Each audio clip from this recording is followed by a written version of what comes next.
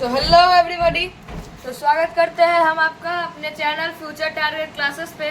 तो आज हम लोग अब समय को गवाएंगे नहीं, क्योंकि 9th क्लास का जो नया सिलेबस हम लोगों के सामने आ गया है ना।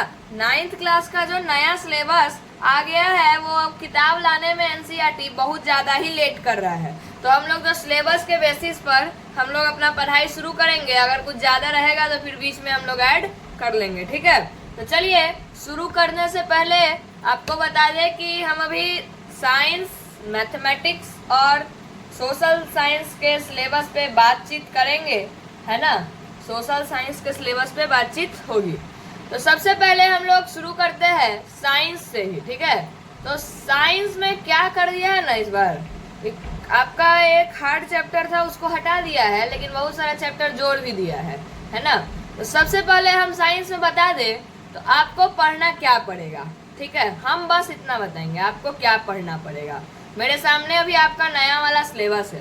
तो सबसे पहले आपको पढ़ना पड़ेगा इंट्रोडक्टरी थीम, तो उसमें उतना कुछ नहीं है। अब है चैप्टर्स का बात करते हैं, चैप्टर्स, ठीक है। सेल पढ़ना है आपको, जिसमें आपको discovery of cell, plant and animal cell, prokaryotic and eukaryotic cells, cell as a structural and functional unit of life, मतलब ये आपको लगभग सेल के बारे में आपको पढ़ना है।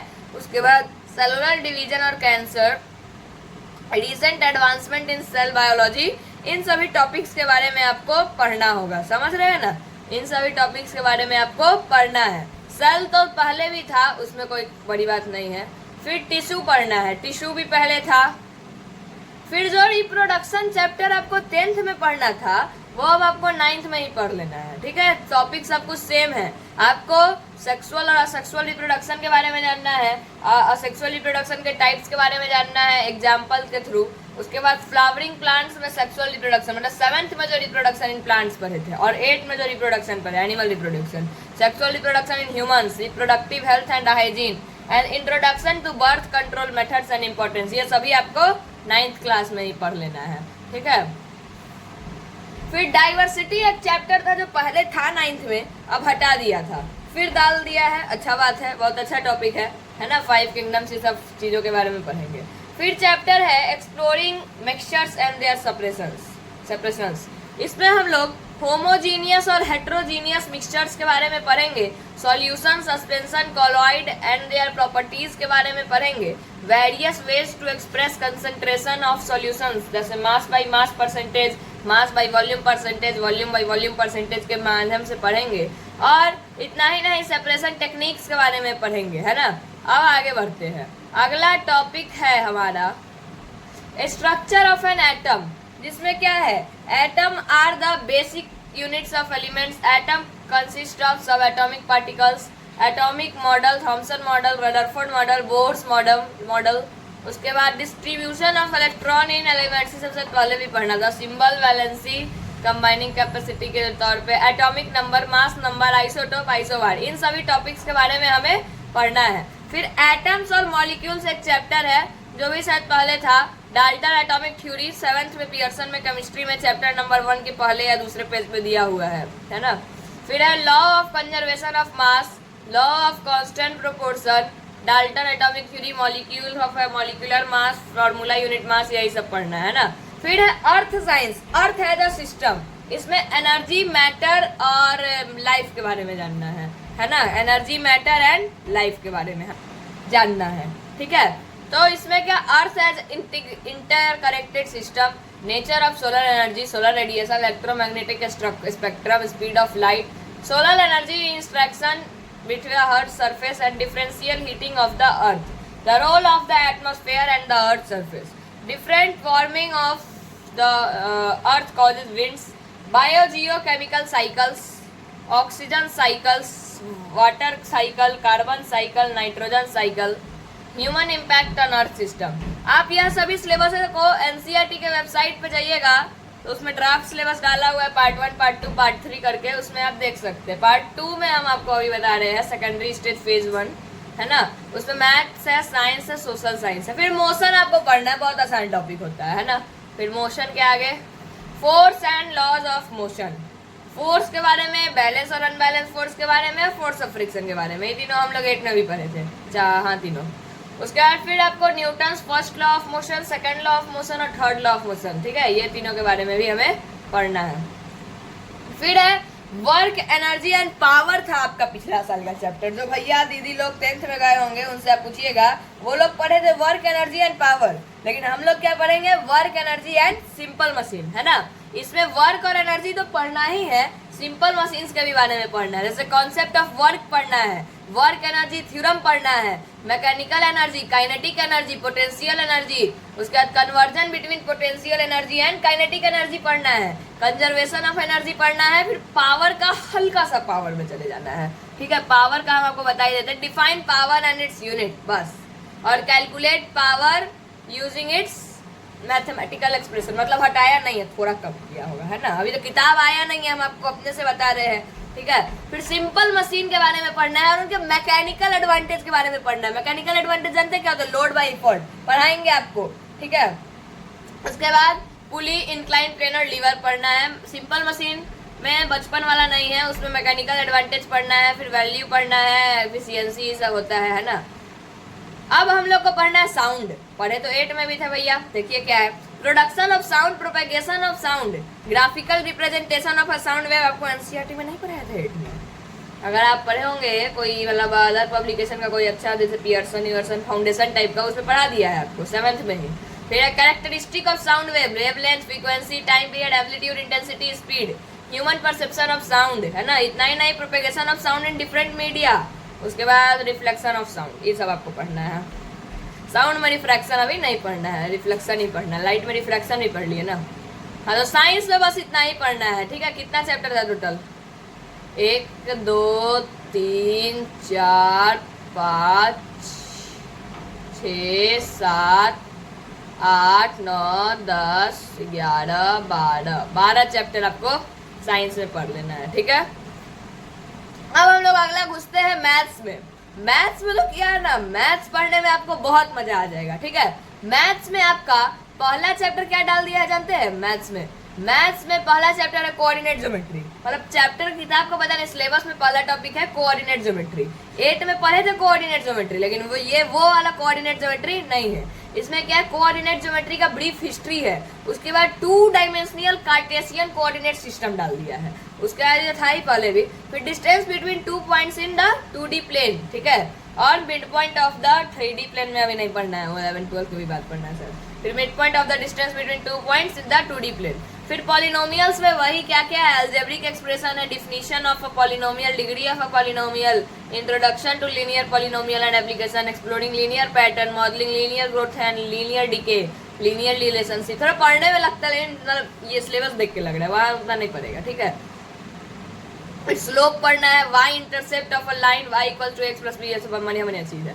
फिर नंबर सिस्टम सबको लगता है यही पहला चैप्टर दे देगा, introduction to rational numbers, representation of rational number और नंबर लाइन, है ना, रिप्रेजेंटेशन ऑफ रेशनल नंबर्स और number line, density of rational numbers and its proof, सब पढ़ना है इस बार। फिर finding rational number between any 2 rational numbers, तो ये मोस्ट ऑफली सबको आता ही होगा। फिर decimal representation of rational numbers, इसमें हम लोग क्या क्या टर्मिनेटिंग वाला पढ़ना है और नॉन टर्मिनेटिंग रिपीटिंग पढ़ना है। फिर इंट्रोडक्शन टू इरेशनल नंबर, लेकिन यहाँ जो अगला टॉपिक हम आपको बताने जा रहे हैं, दिल थाम के बैठिए, क्योंकि आपका अगला टॉपिक जो है ना, क्योंकि ये अब 9th में आ गया, तो 10th में हमको नहीं लगता है कि जब अगला 10th का सिलेबस चेंज होगा तो रहेगा। ये क्वेश्चन हर साल आता था 10th में, रिकॉर्ड है किसी न किसी सेट में हर साल आता था, proof of irrationality of √2 and √3, इस बार भी आया था। मतलब कोई भी इरेशनल नंबर दे देता है, प्रूफ करिए कि वो इरेशनल है, तो वो अब 9th में डाल दिया, proof of irrationality of √2 and √3। फिर स्क्वायर रूट स्पाइरल, आपको हम बता दें तो क्लास 9th का जो पुराना वाला एनसीईआरटी है, उसका एक्सरसाइज 1.2 का जो लास्ट क्वेश्चन है, उसमें आप देखिएगा ना, उसमें स्क्वायर रूट स्पाइरल का एक्टिविटी, क्लासरूम एक्टिविटी करके दिया हुआ है ना, तो वो क्वेश्चन बहुत मजेदार है, बहुत मजा आएगा। स्क्वायर रूट स्पाइरल या वो इरेशनल वाला जो नहीं रिप्रेजेंट करते थे, आप लोग तो अभी नहीं पढ़े हैं, जो 10th में होंगे उनसे पूछिएगा, इरेशनल का क्या करते हैं ना, रिप्रेजेंट करते हैं नंबर लाइन पे, तो ऐसे आर्क लेते हैं तो वो स्पाइरल बनते जाता है। फिर अगला चैप्टर यूक्लिड ज्योमेट्री है, जिसमें एक्सियोम और पोस्टुलेट और ज्योमेट्री का हिस्ट्री यही सब, मतलब ये उतना मतलब नहीं है, वो मजेदार चैप्टर नहीं है, मतलब छोटा मोटा चैप्टर है, बस थोड़ा ध्यान देना होता है। इस एग्जाम में भी 2-3 नंबर का क्वेश्चन आता है। फिर लाइन्स एंड एंगल्स आप लोग 7th में पढ़े थे ना, लगभग वही है, थोड़ा थ्योरम बढ़ता है, ठीक है, जैसे रेज और एंगल्स के बारे में है, मेजर्स ऑफ एंगल है, इंटरसेक्टिंग लाइंस एंड एंगल्स है, पेयर्स ऑफ एंगल है, थ्योरम्स है, एग्जांपल और इंटरसेक्टिंग लाइन है, फिर थ्योरम्स और एग्जांपल्स इन पैरेलल लाइन है। ठीक है, मतलब आसान आसान क्वेश्चन इसमें रहेगा, आपको थोड़ा आपको पढ़ना पड़ेगा। लेकिन छठा जो हम आपको टॉपिक बताने जा रहे हैं, ये टॉपिक जानते हैं कहाँ का है? इसमें आधा 10th डाल दिया है, आधा 11th डाल दिया है। अब बताइए, अब 9th में आप लोग पढ़ लीजिएगा तो 10th और 11th का सिलेबस भी एनसीईआरटी एक एडवाइजरी जारी किया था, हमने देखा था, जिसमें लिखा हुआ था कि 2026 और 27 सेशन जो अभी होने वाला है उसमें क्लास 8 और क्लास 9 का सिलेबस उन्होंने बदल दिया है। अब जो 2027-28 का सिलेबस होगा उसमें 10th और 11th उन्होंने बदलने का विचार कर रहे हैं, तो वो आप लोग देख सकते हैं। तो सीक्वेंस एंड प्रोग्रेशन में आपको हम बता दें, क्लास 10 का आरडी शर्मा हम आपके सामने ला रहे हैं। क्लास 10 के आरडी शर्मा में आपको हम दिखा देते सीक्वेंस एंड प्रोग्रेशन। देखिए अरिथमेटिक प्रोग्रेशन है ना, 5 नंबर चैप्टर, आप देखिएगा, आप 10th का देखिए, आपको तो उल्टा दिखेगा, हम सीधा कर देंगे। आपको नहीं दिख रहा तो समझिए कि क्या कहते हैं, इस बुक में ये देख लीजिए, मैथमेटिक्स आरडी शर्मा है क्लास 10th का, इसमें अरिथमेटिक प्रोग्रेशन आपका दिया हुआ है। अब आप क्लास 11th का जाके चेक करिएगा, उसमें ज्योमेट्रिक प्रोग्रेशन आपका डाल दिया है, क्लास 11th में है ये। ठीक है, उसके बाद एक टावर ऑफ हनोई पजल है। उसके बाद हम लोग अगले चैप्टर पे थोड़ा डिस्कशन करते हैं। अगला चैप्टर क्या है आपका? ट्रायंगल्स का कॉन्ग्रुएंसी थ्योरम है, तो वो आपका पहले से था, उस सिलेबस में आपको चेंज नहीं जाता होगा, कॉन्ग्रुएंसी वही रहेगा, क्योंकि कॉन्ग्रुएंसी का आपको एक्सट्रीम ही पढ़ना था, उसका बेसिक आप 7th क्लास में पढ़ चुके हैं, है ना। अब आगे बढ़ते हैं, अब हम लोग को मेंसुरेशन के बारे में जानना है। मेंसुरेशन में आप लोग 7th में भी पढ़े थे, 8 में भी पढ़े हैं, 9th में थोड़ा उसमें बढ़ा देना है। 9th में perimeter of shape, perimeter of a circle, introduction to pi, और पाई के इरेशनलिटी के बारे में पढ़ेंगे, बहुत मजा आएगा। जो पढ़ते आ रहे थे ना 8 तक, उसको प्रूफ करेंगे हम लोग वहाँ पे। उसके बाद length of an arc, area of shapes, rectangles, parallelogram, triangles, यहाँ तक हमको आता था। हीरोन्स फार्मूला भी आता था। फिर आप देखिए squaring a rectangle proof from Baudhayana Sulba Sutras, ये भी पढ़ना है हमको। उसके बाद एरिया ऑफ अ सर्कल का डेरिवेशन भी पढ़ना है, area of the sector of a circle का भी, ब्रह्मगुप्त का फॉर्मूला पढ़ना है एक साइक्लिक फोरगोन के लिए। ये साइक्लिक क्वाड्रिलेटरल, फोरगोन पॉलीगॉन का 4 क्वाड्रिलेटरल होता है, वो साइक्लिक क्या होता है कि सर्कल के अंदर शायद होता है, क्या कहते हैं, स्क्वायर, है ना, क्वाड्रिलेटरल है ना, या क्वाड्रिलेटरल के अंदर सर्कल कुछ एक होता है। फिर Heron's formula as a special case of Brahmagupta formula, ये सब। फिर हम लोग 9वां टॉपिक दिया हुआ है इसमें, एक्सप्लोरिंग अलजेब्रिक आइडेंटिटी, बहुत मजा आएगा भैया। इसमें क्या है कि हम लोग इसमें रिविजिट करेंगे सारे अलजेब्रिक आइडेंटिटी को। हम लोग पढ़े थे ना 8 तक, a प्लस बी का whole square, a minus B का whole square, a plus B का whole cube, a minus B का whole cube, a square minus B square, ये सब फलना बना देता था। फिर हम लोग ज्योमेट्रिकल मॉडल के को यूज करके हम लोग विजुअलाइज करेंगे आइडेंटिटीज को।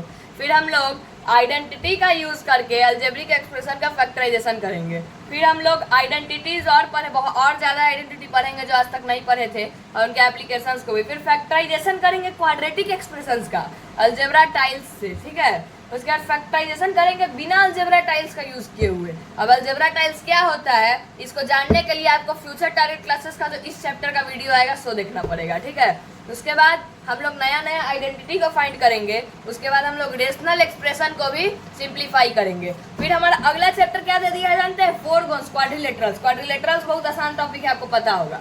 इसमें हम लोग पैरेललोग्राम की प्रॉपर्टीज के बारे में जानेंगे, इंपॉर्टेंट थ्योरम्स के बारे में जानेंगे जो कि पैरेललोग्राम से रिलेटेड है और उनका प्रूफ, और मिड पॉइंट थ्योरम और उनके एप्लीकेशंस को भी जानेंगे। और इतना ही नहीं, जो कॉन्टेक्स्ट ऑफ पैरेललोग्राम में सेंट्रल सिमेट्री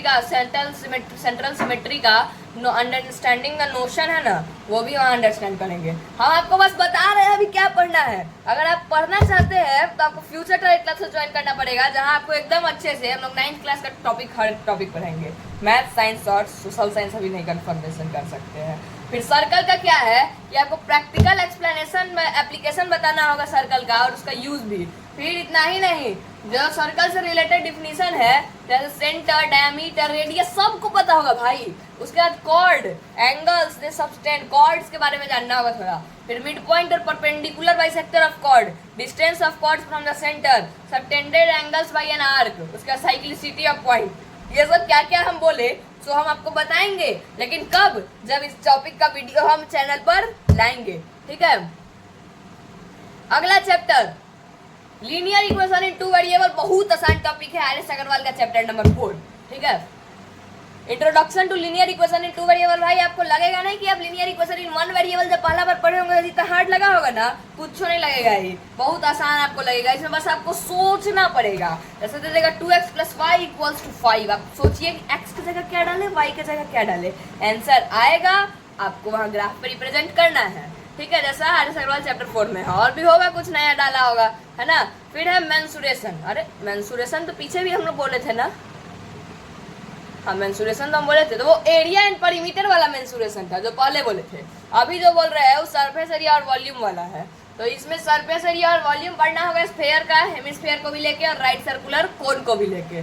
अब क्या है भैया, अगला चैप्टर है स्टैटिक्स। मतलब हम लोग लगभग मैथ्स देख लिए हैं। Statics, graphical representation of data और सेंट्रल टेंडेंसी का मेजर। फिर प्रोबेबिलिटी, कंसेप्ट ऑफ प्रोबेबिलिटी और randomness probability, scale empirical probability, उसके बाद theoretical probability, representing probability through tree diagrams and tables. अब अगला टॉपिक हमारा कुछ नहीं है, अब हम लोग का मैथ भी खत्म। अब हम लोग जा रहे हैं सोशल साइंस को देखने, ठीक है। सोशल साइंस को भी देखेंगे, जरूर देखेंगे। सोशल साइंस में क्या सिस्टम कर दिया है ना, सोशल साइंस बहुत बढ़िया कर दिया आप लोग के लिए, और हार्ड कर दिया है। अब देखिए पहला चैप्टर डाल दिया है अंडरस्टैंडिंग सोशल साइंस, जिसमें आपको मीनिंग, स्कोप, रिलीवेंस पढ़ाया जाएगा सोशल साइंस का। Understanding social science from an Indian perspective. उसके बाद इतना ही नहीं, shaping of the earth surface, अच्छा टॉपिक है ना।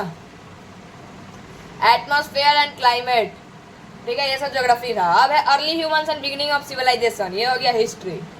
अब डाल लिया स्टेट एंड सोसाइटी, ये भी हो गया हिस्ट्री। फिर democracy political science, election political science, building blocks in economics, economics शुरू हो गया है। फिर है price puzzle, what drives the market, market को क्या चलाता है, ये भी इकोनॉमिक्स है आपका।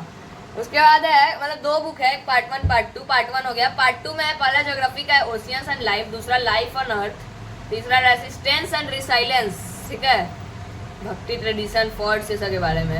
India and the world one, okay, ये शायद वर्ल्ड वार होगा, पता नहीं हमको क्या है, होगा भाई। अच्छा ये हम आपको बताएंगे बाद में, ठीक है। ऑथोरिटी के बारे में जानना है, कौटिल्य, शुक्रांति डंडा और रिलेशनशिप विद नया ऐसा, फ्रॉम आइडियाज टू स्टार्टअप। भाई जो मजा आ जाएगा ना, एंटरप्रेन्योरशिप क्या होता है, ठीक है, ये सब मजा आएगा इस चैप्टर को पढ़ने में। हम पढ़ाएंगे ये चैप्टर, कोई भी दूसरा टीचर रहेगा तो। फिर smart ways to manage your business finances, आपको फाइनेंस मैनेज करना सिखा दिया जाएगा 9th क्लास में। मतलब आप समझिए, जो आपको बिजनेस मैनेजमेंट का कोर्स करते हैं सीनियर क्लास में जाकर, जो पढ़ना रहता है ना, वो आपको हम लोग यहीं पढ़ा देंगे आधा, ठीक है। बस थोड़ा सा तो खींच देना है। चलिए, तो इसी के साथ हमारा शायद हमको लग रहा है कि सोशल साइंस खत्म हो गया। अब आप लोग बोलिएगा, तो हम अभी इस वीडियो में, टाइम तो है लेकिन ज़्यादा नहीं है, हम आपको अगले वीडियो में बताते हैं। यहाँ इंग्लिश हिंदी में अभी वही सिस्टम है, उसमें ग्रामर वामर में ज़्यादा चेंज नहीं है। जो चेंज है मेन इन्हीं दिनों में है। संस्कृत तो शायद सेम ही है, हिंदी का हमको आइडिया नहीं है, क्योंकि मेरा हिंदी हम नहीं है, हम संस्कृत लिए हुए 9th में। और फिर मैं इंग्लिश में ज़्यादा चेंज नहीं है, वो किताबें चेंज कर दिया है रीडर का, था कावेरी नाम का, ठीक है। तो ग्रामर सेम ही है, राइटिंग सेशन में थोड़ा अंतर आया है, ठीक है। तो हम उस पर बात करेंगे बाद में, जब पढ़ाएंगे उसी टाइम बात कर लेंगे। चलिए, thank you so very much, मिलते हैं अगले वीडियो में।